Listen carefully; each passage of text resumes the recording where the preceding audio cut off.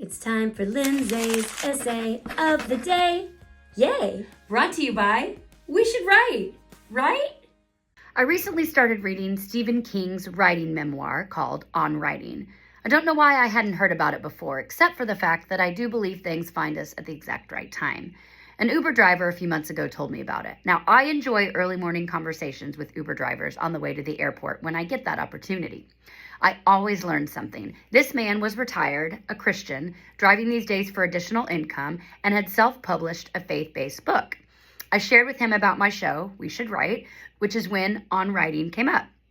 He told me I should check the book out, so here I am several months later finally reading it.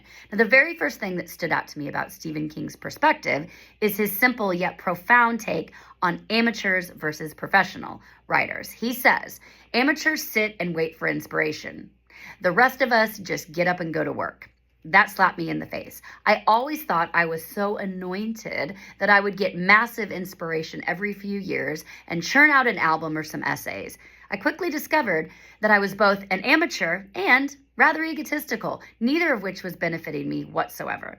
I was basically saying, when something big comes through me, then I'm valid. And the gentle yet massive shift now screams that I create validity by showing up.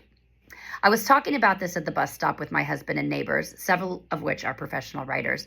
And my husband, Seamus, said that sometimes Stephen King, who's a huge Red Sox fan, like Seamus, can be seen at Red Sox games writing in the stands.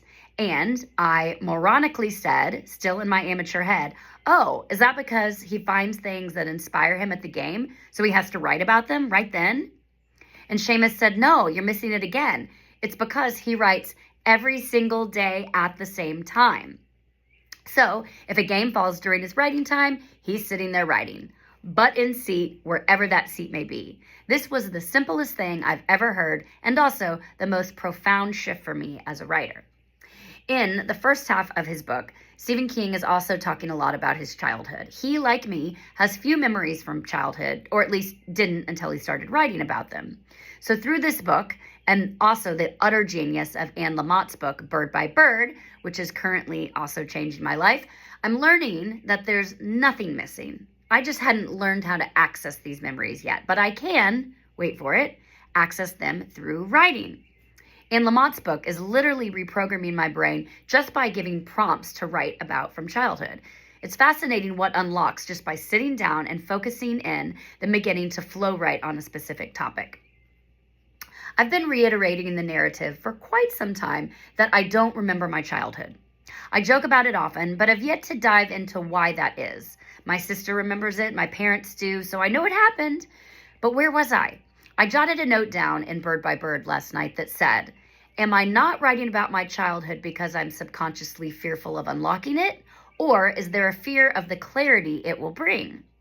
Now, I do not have a traumatic childhood to unpack, any more so than the typical bullying by mean girls, trying to find my place, doubting myself, boy heartbreak and breakups, etc.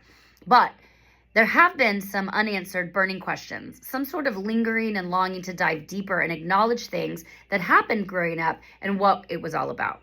Do you feel that too? Or maybe that's just me standing at the edge of something I've always known was there, but never fully turned toward until now. What my husband, along with my good friend ChatGPT, made me realize recently, however, was not that I don't have childhood memories. Rather, I remember in different modalities like sound and movement. I might not remember specific details of school or home life off the top of my head, but I can remember every dance move from every performance from 5 years old and up still, as well as every song I sang at the top of my lungs. My father said once to me when I was young, and I have never forgotten this, why is it that you know every word to every song ever written and no idea where your shoes are? As a child, I sang a lot and talked a lot. The songs that I sang behind closed doors at the top of my lungs were so sad. Like I sang, Is It Over Yet? And You Were Mine, and She Thinks His Name Was John, like they were my own experiences and I was living through them at 10 years old.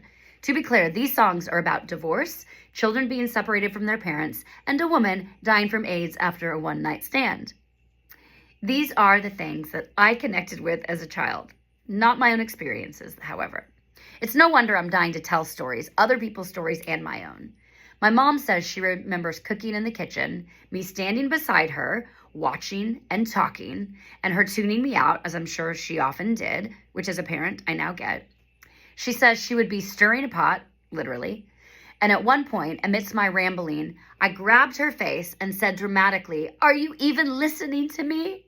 That's a joke amongst my family to this day, and something my husband says to me when I wonder if he is, in fact, even listening to me.